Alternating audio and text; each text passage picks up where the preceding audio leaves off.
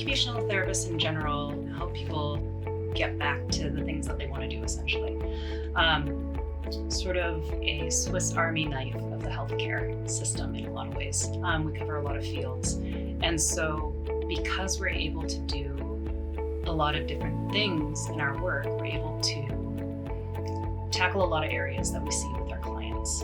Specifically at the Seed, we purposely try to facilitate individuals getting on secured income and adapting any of their spaces to ensure that they're more accessible, whether that's through equipment or service provision and adapting their actual living spaces if they are housed.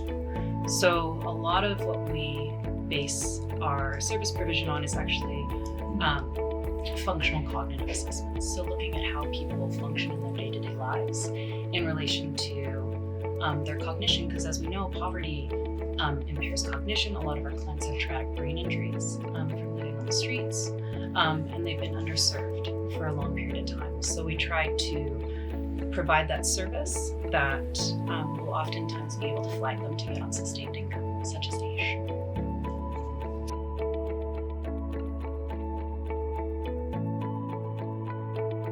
So at the Mustard Seed, we try to make it as barrier-free our services as possible, which means that we allow as many people to access our services as possible. We don't require, say, notice of assessment or evidence of an individual's experience of poverty to a certain extent. We just open up our services to everybody. So we capture those who typically are experiencing homelessness, those who are precariously housed, those who may experience poverty or be living right on that cusp of poverty. So trying to essentially address the social determinants of health through our clinical care in order to sort of bring them out of poverty. But to ensure that we are as barrier-free as possible, we don't require that somebody shows proof of that, also to maintain dignity for our clients.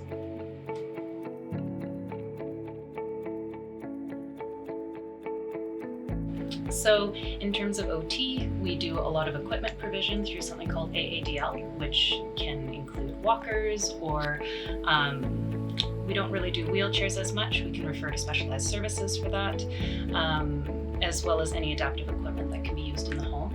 We also, for those who are unable to access, say, AADL due to their status, we have our own catchment of equipment that we then can provide to people for free of cost, almost like an equipment loan covered.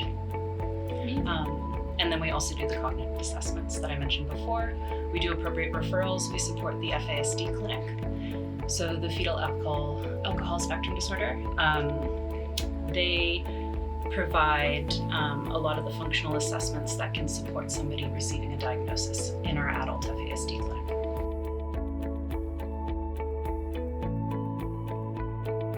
So when I was the occupational therapist at our Calgary Wellness Center, the most rewarding part of the job was the ability to provide a service that typically is out of reach for a lot of individuals who experience poverty or homelessness. Typically O2 services you either receive them in a hospital or from an outpatient basis, or you pay for them privately. There's a lot of barriers for our clients to access, and another thing that comes with that is an increased engagement with the healthcare system overall, because of the trust that's facilitated through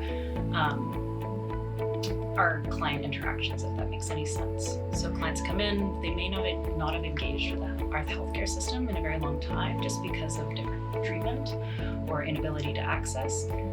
And being that first point of contact again for individuals to be able to feel safe to go and again access the greater plethora of services that are available, whether that's through urgent care or finding a physician, but recognizing that they've entrusted us with their dignity, with the ability for us to give them equity and care, and that first touch point, hopefully to entering back into the healthcare system and getting fully supported.